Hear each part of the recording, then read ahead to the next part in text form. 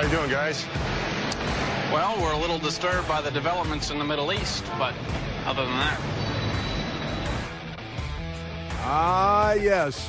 What is that, a 1978 movie? Breaking Away. The more things change and all that.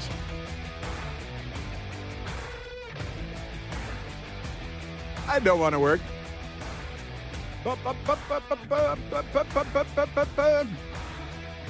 Democrats are on Capitol Hill. They're disrupting.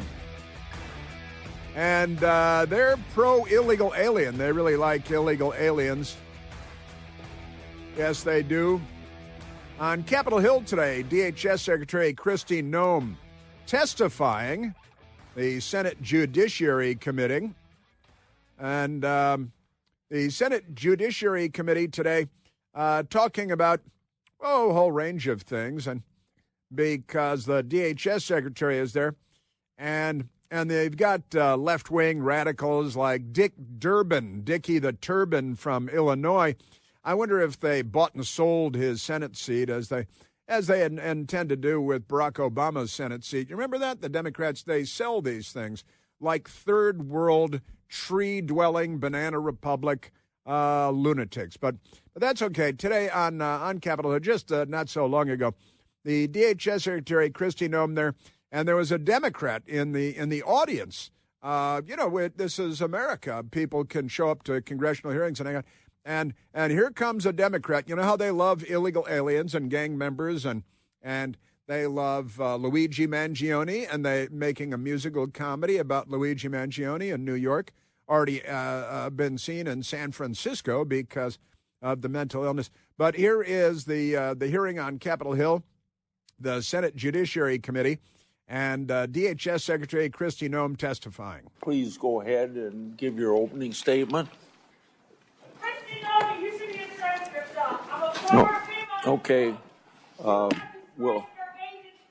FEMA employees should be responding to disasters, not ICE agencies. You should be ashamed of yourself. You should be ashamed of yourself. Yours not say abolish ICE. Yours not say abolish ICE.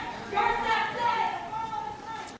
Nobody even knows what she's saying. I don't think she knows what she's saying. Something about ICE. ICE is terrible, and gang members are good, especially if they're illegal alien gang members. And Democrats show up for things like this, and they have parents. You know, they were raised maybe by a single parent, probably a single parent, and she was dragged out of the hearing because Democrats, and you know how they are.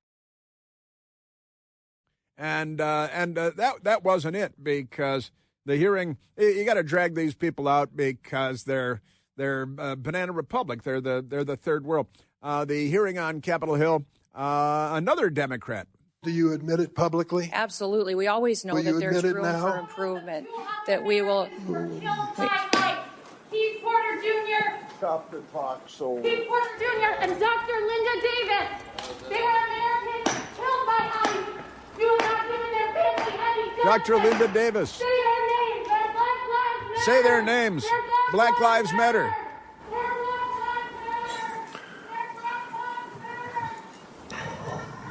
Oh, so they just go quiet for a little bit because, that's... Thank you, Mr. Chairman. Yeah, thank you, Mr. Chairman. Yeah, thank you, Democrats. You people. I went to look for this on Al Gore's amazing internet. I said Kristi Noem testifying, heckled, right? And 100 stories came up, more than that, about, here's DHS Secretary Kristi Noem gets heckled, leaving ICE hearing, holding her grandchild. But wait, this is from back on December 12th of 2025. That's my birthday, and there's story after story about Kristi Noem being heckled in December, and I was like, hey, wait a minute, that's a different thing. But the mental cases, one of the things that this immediate global communication thing has revealed is how many mentally ill Democrats there are. If you're not mentally ill, you're probably a conservative, and you probably vote Republican, especially now. I think this has been true for a long time, but now more than ever, because you people are really unwell. Yeah, but today, here we go again. Homeland Security Secretary Kristi Noem, confrontations with hecklers regarding ICE because the Democrats are anti-ICE. They want to defund ICE. They want to, they fund Iran as Barack Obama did and Joe Biden and Hillary Clinton.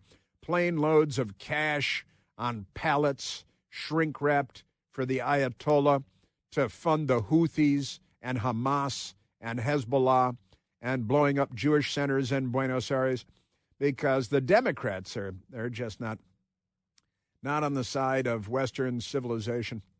Yeah, so these hecklers dragged out of the hearing today forcibly because they're violent, criminally insane Democrats. They're mentally ill. Democrats can't be trusted. The car keys or your lunch or anything else. They're unwell. Very, very. Yeah, and I've got to say, my friend Matthew Foldy and I we're friends, and I work with Matthew Foldy at Newsmax TV. We do a TV show together, normally on at 10 p.m. Eastern Time, Monday through Friday. And Matthew Foldy has interviewed President Trump twice in the last 2 days, yesterday and the day before, interviewed him twice. President Trump never stops talking to the media. Chunk Todd said, oh, yeah, I was on the phone with Trump. And Jake Tapper said, oh, yeah, I was on the phone with Trump. And Brett Baer said, yeah, I was talking to President Trump on the phone. And Matthew Foldy is talking to President Trump in person and on the phone. And President Donald Trump wants Iranian people to, quote, wait a little bit longer before toppling the remaining regime. And that's the headline in Matthew Foldy's story at the Washington Reporter. And several weeks ago, President Trump promised the Iranian people that help is on its way. That's in quotation marks, help is on its way. Over the weekend, that help arrived in droves as part of Operation Epic Fury, a joint U.S.-Israeli operation that killed Iran's Ayatollah and dozens of his possible successors.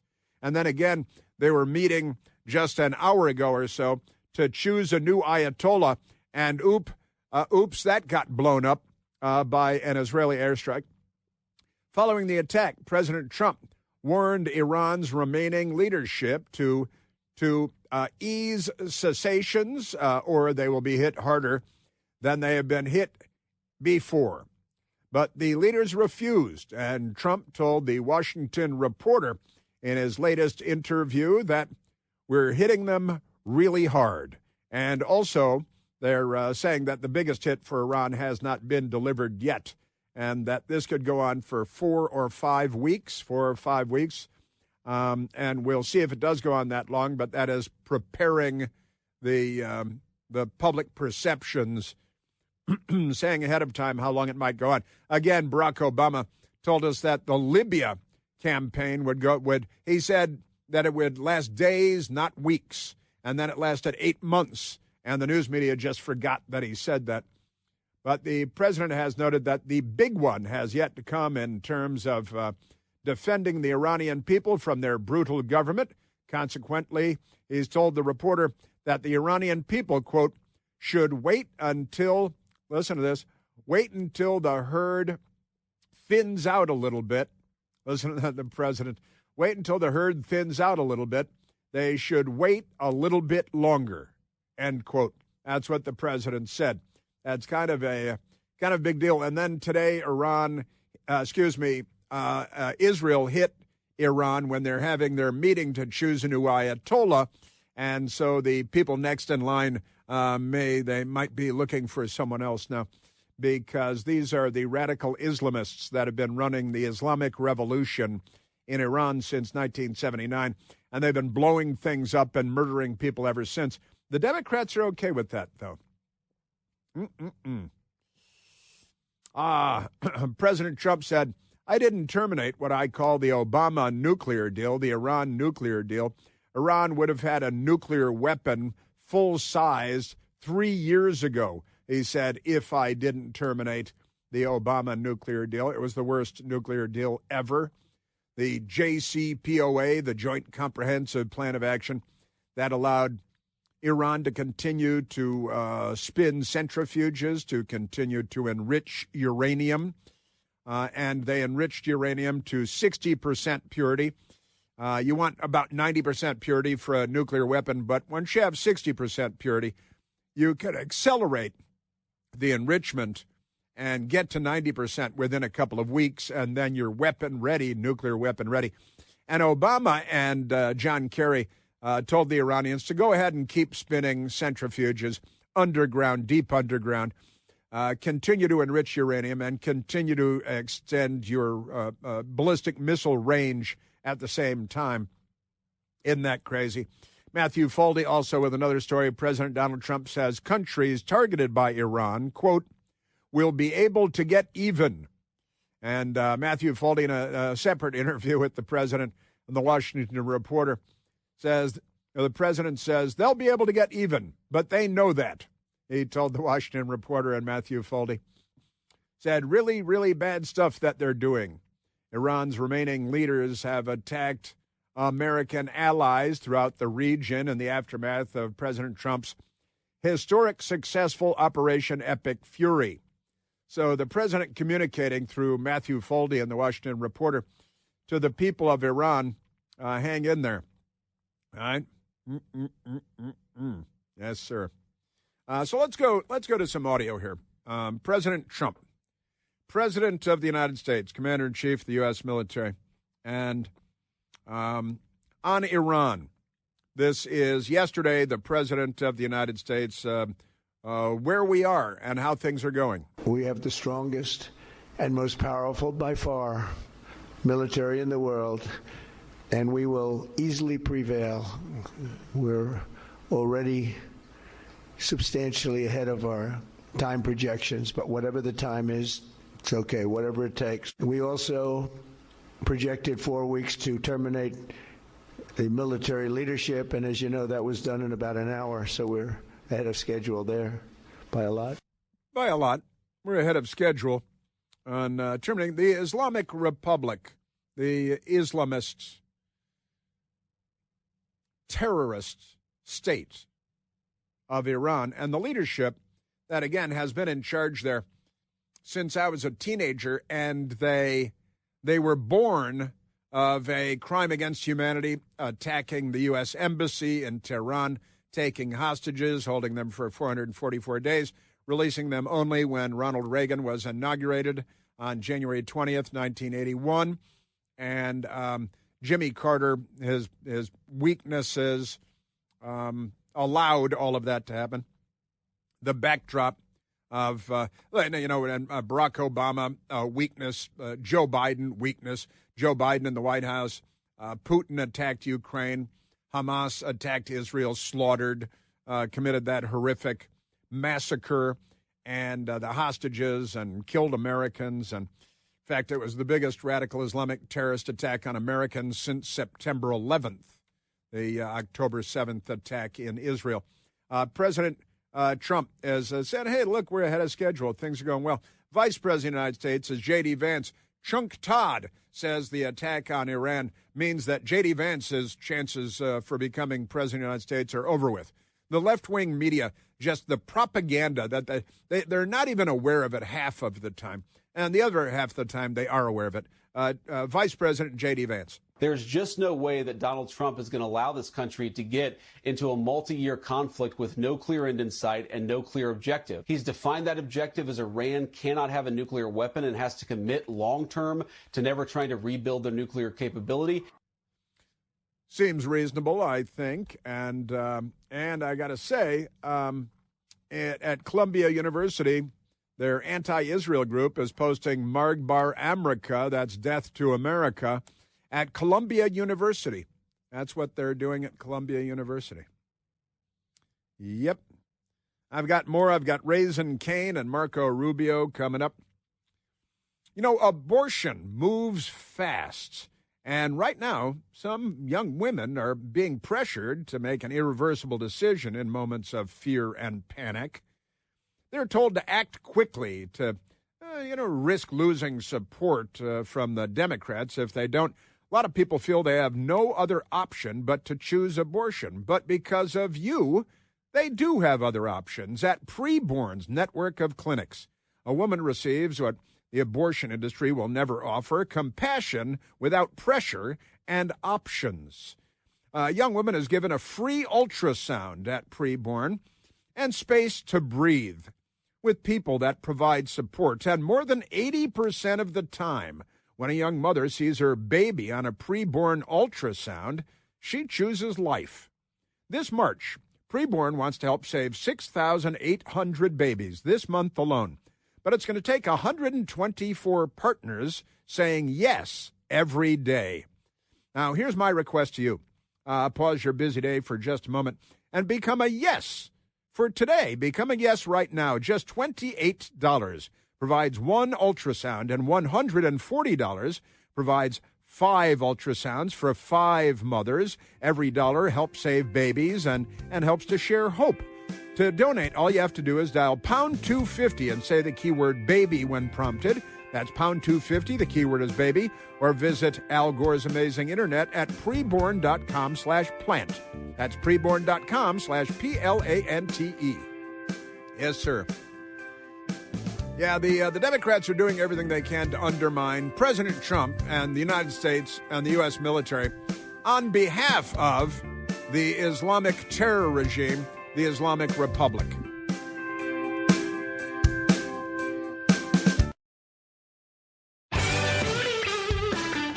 Yeah, so it looks like in the Iranian city of Qom, that's Qom, the Assembly of Experts. Actually, we have, before we get to the other thing, you have the, what was it, NBC over the weekend saying, oh, well, how do they choose a new Ayatollah after their last Ayatollah got all blowed up? The Iranian law is clear that whoever the next leader is, he has to be a man and he has to be a cleric. Sexist. Yeah, exactly. And he also has to be elected by a body called the Assembly of Experts. This has 88 members. All of them are religious scholars. You could kind of compare it, Hallie, to the conclave at the Vatican, which elects a new pope. Kind of. Yeah, you could kind of accept that it's radical Islam, and they blow up every car wash and every grammar school, but never mind that.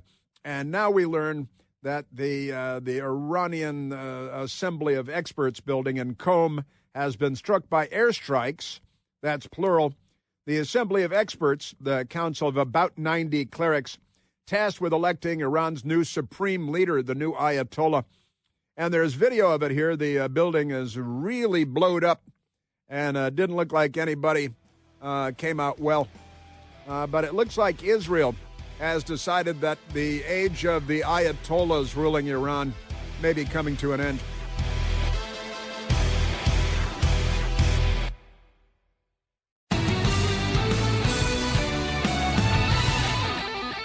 There is a mosque in Dearborn, Michigan, a Shiite mosque. No, Shiite. That's not a...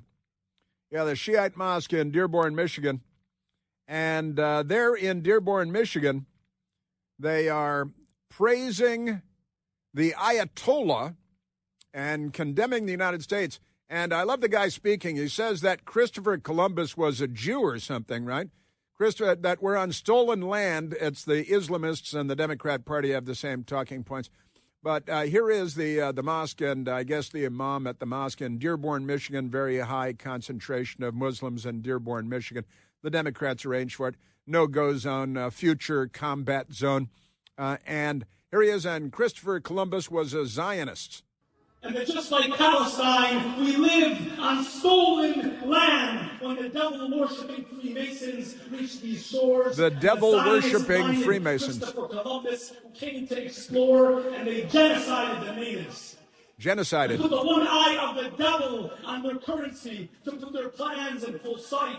The one eye of the devil. The Statue of Liberty is actually Lucifer, the demonic bearer holding a torch of light. I don't think he's adapting to America very well.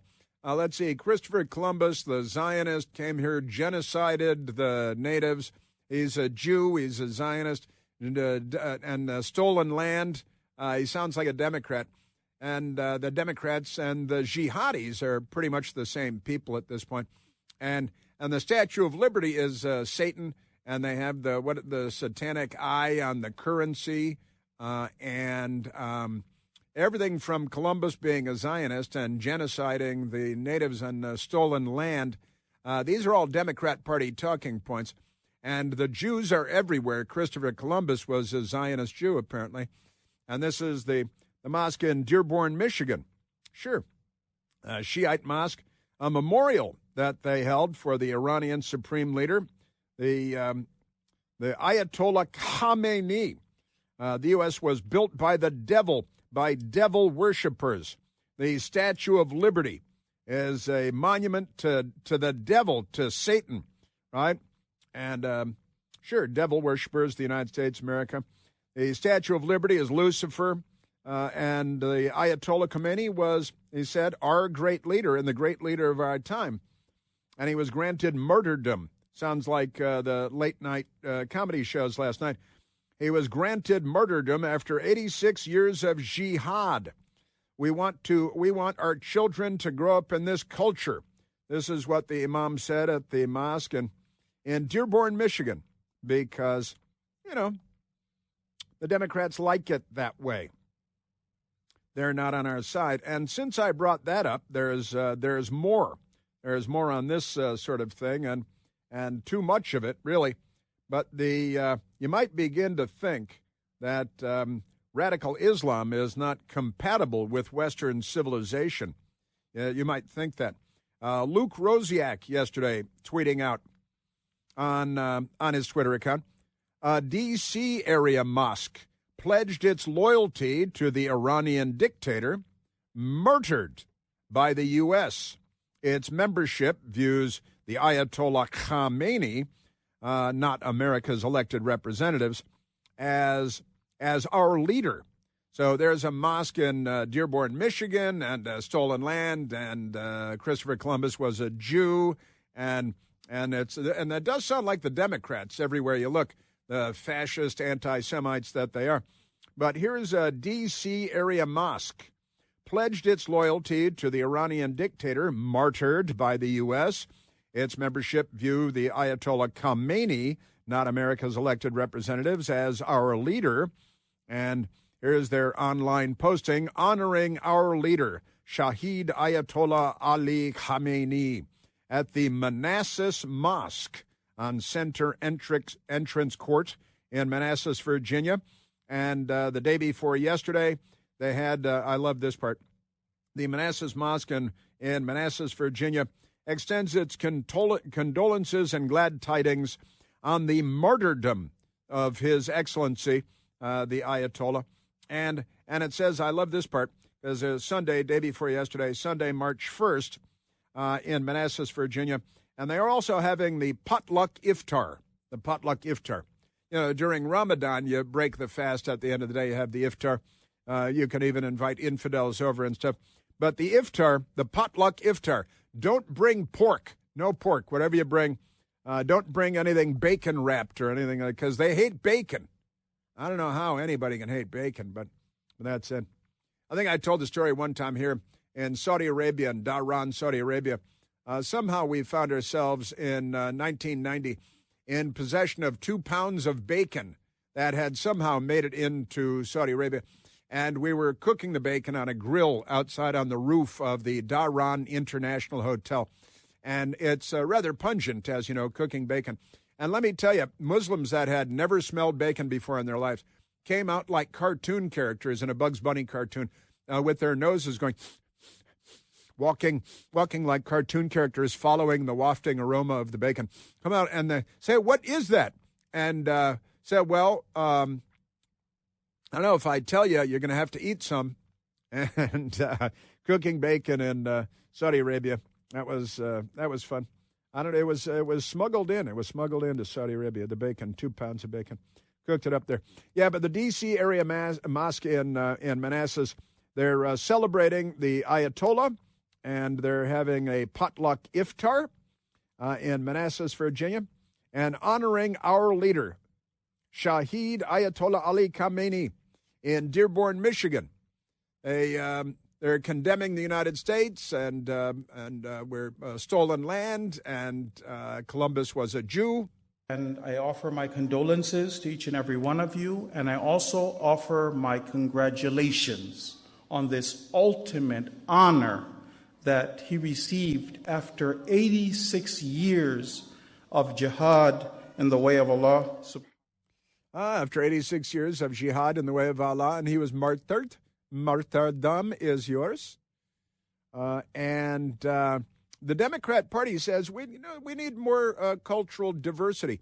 If you're a Christian or, God forbid, a Catholic, and you want your child raised in a public school that you pay for, where they're not being threatened with genital mutilation by the employees at the school, the teachers and the administrators at the school, while keeping it a secret from the parents. This is a crazy planet. We used to be such a sane country, and the planet's always been a bit wacky, but these people, can I just say? Let's get back to a little bit let's go to Raisin Kane, the chairman of the Joint Chiefs of Staff, General Dan Kane, call sign Raisin, U.S. Air Force 4-star general, and a fighter pilot. He's got a call sign. My call sign is Raker, R-A-K-E-R. That's when I flew an Air Force F-16, a Navy F-18, and when I flew off the Enterprise on a Navy A-6 intruder, call sign Raker. And I said, well, I'm with CNN. Maybe Muckraker. Maybe Muckraker could be a good call sign. And I said, well, we'll just go with Raker instead of Muckraker. I raised Muckraker. They pared it down to Raker. And here is General Dan Raisin Kane. I don't want to talk specifics because that would tip the enemy off. We have more tactical aviation flowing into theater just based on the time it took to get it out there. I think we're just about where we want to be in terms of total combat capacity and total combat power. Total combat capacity, combat power. The B-2 bombers out of Whiteman Air Force Base in Missouri have flown round trip nonstop. 37 hours or something, refueling in flight again and again, dropping huge quantities of bombs. And B-1 bombers, B-1 Lancers, the B-1B, which Jimmy Carter had canceled that bomber program. And it was saved by B-1 Bob Dornan. Bob Dornan, a Republican from California, former House member, and he saved the B-1 bomber, and his nickname became B-1 Bob. B-1 Bob was a riot. He was always fun. Always liked him in my engagements with B-1 Bob. A lot of fun. He did save the B-1, and it's still in use. And, boy, it dropped some payload on the Iranians, precision payloads, and I don't think they like it. And now the Israelis, hey, we're having a meeting in Qom to pick the new Ayatollah. We've got 88 or 90 of our top clerics here in Iran meeting, and Israel said, oh, really? And then the building blew up. I guess they couldn't get pagers on all their belts, which was pretty funny. Marco Rubio is the Secretary of State, and look, Americans in countries all throughout the region have been told maybe it'd be a good time to go home. At the Department of State, our number one priority is the safety and the security of American citizens everywhere in the world. Now, with what's going on in the Middle East with Operation Epic Fury and the cowardly attacks that we're seeing from Iran against Gulf countries, I wanted to take this chance to speak directly to Americans who are in the Middle East about the work we are doing to try to keep you safe. Americans in the Middle East, you can reach the Department of State 24 hours a day. Call 202-78. I don't really have the phone number, but as true, if you're in the region, you might be interested. If you're in Kuwait or in the UAE or in Bahrain, then you might want to make a phone call and see what you can do about getting the heck out of there, because Iran is raining death down upon all of their Arab neighbors. Of course, the Iranians are not Arabs; they're not ethnic Arabs; they're Persians, and they're not. That makes them not Arabs. And they are Shia and not Sunni, and that creates a great division, and a lot of death has always been part and parcel of that discussion. But the Speaker of the House, Republican Congressman and Speaker of the House Mike Johnson, yesterday was asked about, hey, why is that terrible Trump person? All the media are calling it Trump's war. It's Trump's war. And they never called it Obama's war when he bombed Libya for 8 months. This has been going on for almost 3 days. See, Saturday, Sunday, Monday. Yeah, 3 days. It's been going on for 3 days now. A little more than 3 days. 3 days plus a few hours. Here's the Speaker of the House, Mike Johnson, saying that Iran was about to kill a bunch of Americans when the decision was made to strike the Islamic Republic. The consequences of inaction on our part could have been devastating. We don't know at what magnitude, but you can assume, because it is common sense, that if Iran had begun to fire all of their missile arsenal, short and mid-range missiles, at our personnel and our assets and our installations, we would have suffered staggering losses. And if we had waited to respond before acting first, then those losses would have been far greater than if we had done what we did. Now, I've got to say he hedged a little bit there semantically. There could have been, he said, staggering U.S. losses if Iran had started unloading their missiles. And look, and they're inclined to attack our ships, in particular our aircraft carriers, where there's a crew of 5,000 Americans on an aircraft carrier, and they want to kill and sink and destroy it. And they're suicide attackers and all of that stuff. The Speaker of the House, but the United States had to act, he said, because Iran was perhaps, although again a bit of semantic ambiguity, that Iran was on the verge of striking. Now, I can guarantee you this: if we had not acted, if the president, the commander-in-chief, had not acted as he did, those same officials would have been hauled in here by members of Congress and asked them why in the world they waited if they had exquisite intelligence, knowing that would happen, that we would suffer such staggering losses. Why did they not act to prevent it? Right. He's saying that there was a looming danger in the region, that Iran was about to strike, and that this was effectively preemptive. Now, let's go to number 13, because the Democrats, they just want to be against the United States of America no matter what.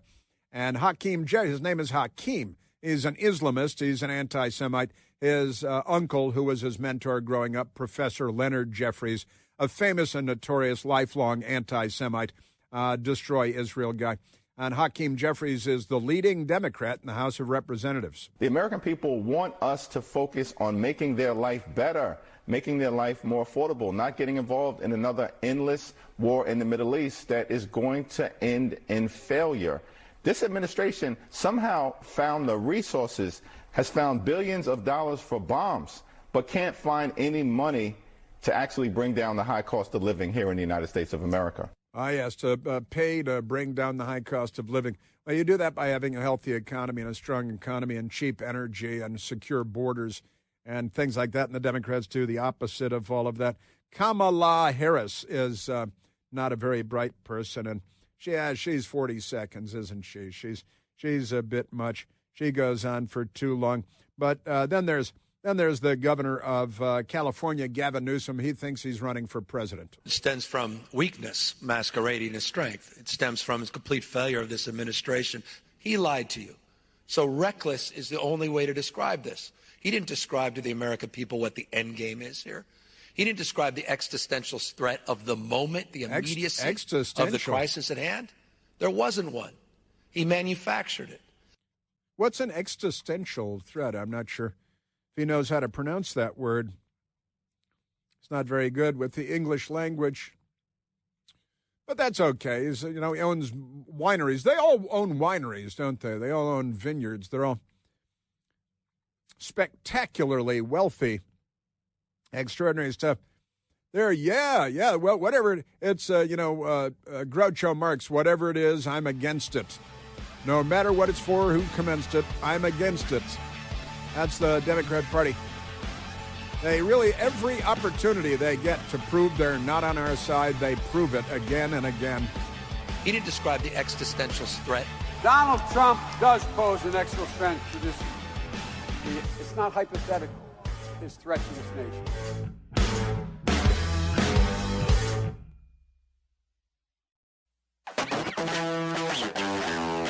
Just a couple of minutes ago at the White House, the president holding another press conference. Listen to the anti-Semitic question. Mr. President, did Israel force your hand to launch these strikes against Iran? Did that No. The Jews. Into this war? No, I might have forced their hand. You see, we were having negotiations with these lunatics, and it was my opinion that they were going to attack first. They were going to attack. If we didn't do it, they were going to attack first. I felt strongly about that. And we have great negotiators, great people that do this very successfully and have done it all their lives very successful. And based on the way the negotiation was going, I think they were going to attack first. And I didn't want that to happen.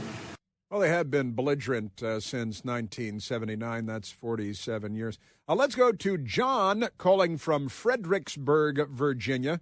Oh, John, you're on the Chris Plant Show. Hey, good morning. I'll be quick about this. I wanted to thank you very much for having played that audio of that imam in Manassas.